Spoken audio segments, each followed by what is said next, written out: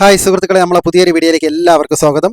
അപ്പോൾ ഇന്നത്തെ നമ്മളെ വീഡിയോ 6x4ൻ്റെ ഫ്ലോർ ടൈൽ ലൈനിങ് ആണ്. അപ്പോൾ നമുക്ക് വീഡിയോയിലോട്ട് പോവാം.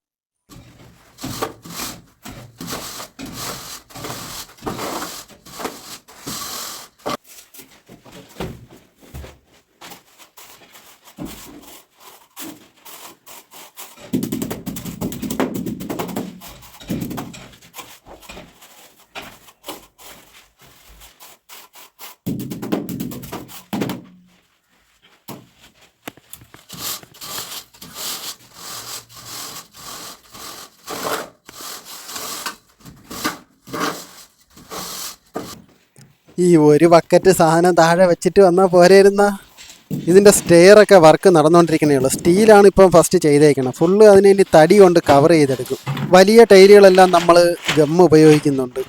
ഇത് ഒരുപാടൊന്നും നമ്മൾ ചെയ്യുന്നില്ല. ഏകദേശം ഒരു 3 mm തിക്നെസ്സിന് മാത്രമേ ഈ ഗമ്മ് ടൈൽസിൻ്റെ ബാക്ക് സൈഡിൽ പുരട്ടിയെടുക്കാറുള്ളൂ.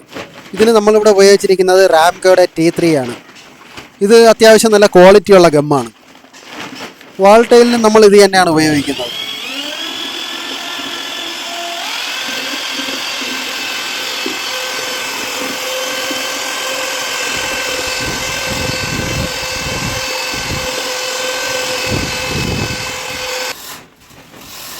അപ്പോൾ നമ്മളെ റൂമിലെ ചാന്തെല്ലാം ഏകദേശം വലിച്ച് കഴിയാറായി. ഇനി നമുക്ക് അടുത്ത പരിപാടിയെന്ന് പറഞ്ഞാൽ, നമ്മൾ ഈ വലിയ ടൈല് വരുന്നതിൽ ഏകദേശം മിക്കവാറും ടൈൽസുകളിലും അടിഭാഗത്തൊരു കുമ്മായം പോലൊരു സംഭവമുണ്ട്. ഇത് നമ്മൾ കൈ കൊണ്ട് തടവി നോക്കിയാൽ തന്നെ നമുക്ക് അറിയാൻ പറ്റും. നമ്മളെ കയ്യിലത് പറ്റി വരും. അപ്പോൾ ഇത് അപ്പാടെ നമ്മൾ അതിൽ തന്നെ ഗ്രൗട്ട് ഒഴിച്ച് തേച്ച് വെച്ചിട്ട് ഒരു ഉപയോഗമല്ല. പ്ലാസ്റ്റിക്കിൻ്റെ പുറത്ത് ടൈല് വിരിച്ച് കണക്കിരിക്കും. അത് ഇളകി പോരും കുറേ കാലം കഴിയുമ്പോഴത്തേക്ക്. അപ്പം നമ്മളിത് ചെയ്യാറുള്ളതെന്ന് പറഞ്ഞാൽ, ഇത് നമ്മുടെ പ്രഷർ പമ്പിന് ഇത് ഫുള്ളും അടിച്ച് കഴുകി വൃത്തിയാക്കും.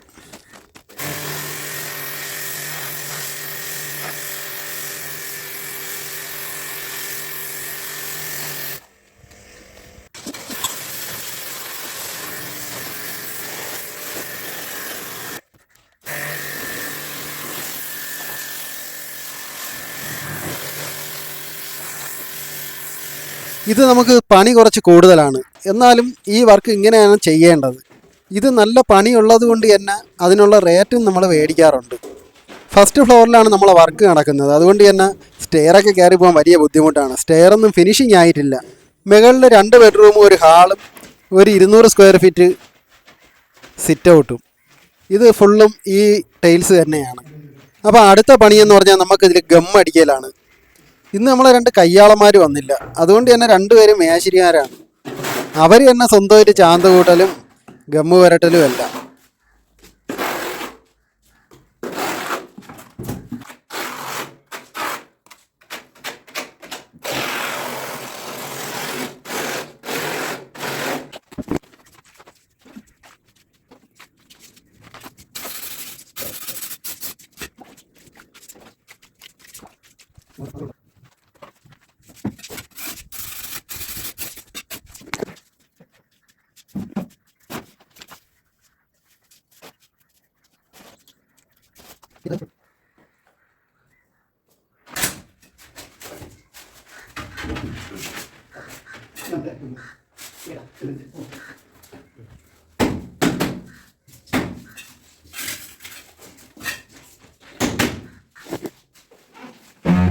നമ്മൾ പൊതുവേ ടൈലുകളൊക്കെ വെക്കണത് വൈബ്രേറ്റിംഗ് മെഷീൻ വെച്ചിട്ടാണ്.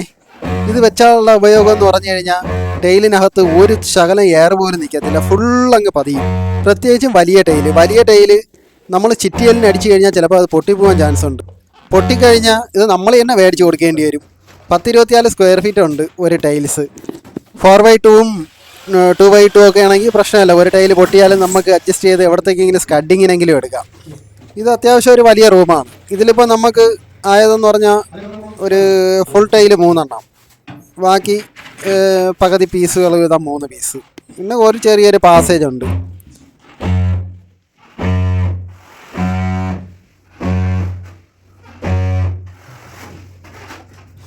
എല്ലാ സ്ഥലത്തും അവർ പറയുന്നതെന്ന് പറഞ്ഞാൽ വലിയ ടൈൽസ് നിങ്ങൾക്ക് എളുപ്പമല്ലേ എന്നാണ് പറയുന്നത് ഇടാൻ. പക്ഷെ അങ്ങനെയൊന്നും അല്ല കേട്ടോ. വലിയ ടൈല് വളരെ പാടാണ് ഇടാൻ.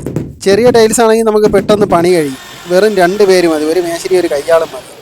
നേരത്തെ പറഞ്ഞ പോലെ തന്നെ ഇതിൻ്റെ കട്ടിങ്ങും ഒക്കെ റിസ്ക്കാണ്. എൽ ഷേപ്പൊക്കെ കട്ടിങ് വരണമെങ്കിൽ ചിലപ്പോൾ അത് പൊട്ടിപ്പോകാനും ചാൻസ് ഉണ്ട്. ചെറിയ ടൈൽസ് ആണെങ്കിൽ നമുക്ക് അങ്ങനെ ഒരു വിഷയം വരത്തില്ല. പിന്നെ നമുക്കിവിടെ സ്ട്രെയിറ്റ് കട്ട് ചെയ്യാനൊക്കെ നമ്മൾ ഉപയോഗിക്കുന്നത് നമ്മളെ 4 അടിയുടെ മാനുവൽ കട്ടറാണ്. ഈ ഒരു സംഭവം നമുക്ക് ഭയങ്കര ഉപകാരമാണ്. ബ്ലേഡ് അധികം മേടിക്കേണ്ട, കറണ്ടിൽ കട്ട് ചെയ്യുന്ന കട്ടറിന് തേയ്മാനം ഇല്ല. സ്ട്രെയിറ്റ് നമുക്ക് 4 അടി വരെ നമുക്ക് ഈ ഒരു സംഭവത്തിൽ തന്നെ ഈസി ആയിട്ട് നല്ല പെർഫെക്റ്റ് ആയിട്ട് കട്ട് ചെയ്തെടുക്കാൻ പറ്റും. നമ്മളെ സൈറ്റിലെ ഒരു നട്ടെല്ലെന്ന് പറയുന്നത് ഈ ഒരു ടൂളാണ്. ഇതിൽ കട്ടിങ്ങൊക്കെ അടിക്കാൻ നമുക്ക് നിമിഷങ്ങൾ മതി. നമ്മളെ ടൈൽസ് വർക്ക് ചെയ്യണ ചങ്കുകൾ ആരെങ്കിലും ഉണ്ടെങ്കിൽ ഇതൊന്ന് മേടിച്ച് വെച്ചോളണം. ഇല്ലാത്തവർ ഇപ്പം മിക്കവാറും എല്ലാ ആൾക്കാരേലും ഉണ്ട്. ഞാൻ ഇപ്പോൾ ഇത് മേടിച്ചിട്ട് ഏകദേശം ഒരു 4.5 വർഷത്തോളമായി. 4.5 വർഷം ആവാൻ പോകുന്നു.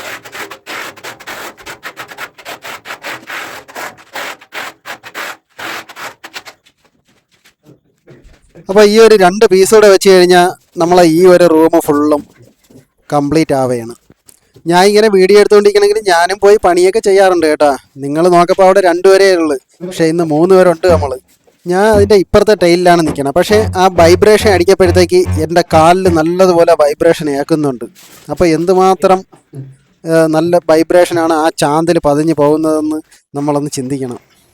അപ്പോൾ നമ്മളെ വർക്കുകളെല്ലാം കഴിഞ്ഞിട്ടുണ്ട്. 2 സ്ഥലത്ത് നമ്മൾ വെയിറ്റും വെച്ച് ബാക്കിയെല്ലാം സ്പേസർ ലോക്കും ഇട്ട് ക്ലിയർ ആക്കിയിട്ടുണ്ട്. ഇതിൽ നമ്മൾ 3mm സ്പേസറാണ് ഇട്ടേക്കണത്.